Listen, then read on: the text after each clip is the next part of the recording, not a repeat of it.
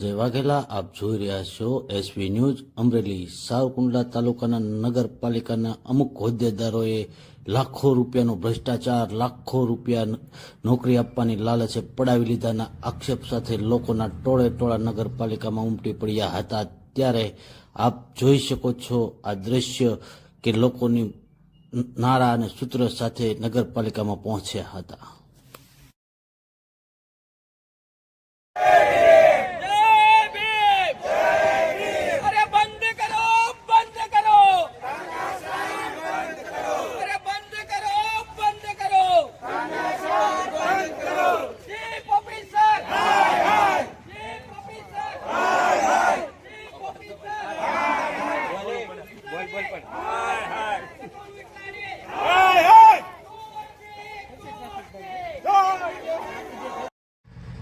આવા ન્યૂઝ જોવા માટે અમારી ચેનલને લાઈક કરો, સબસ્ક્રાઇબ કરો અને શેર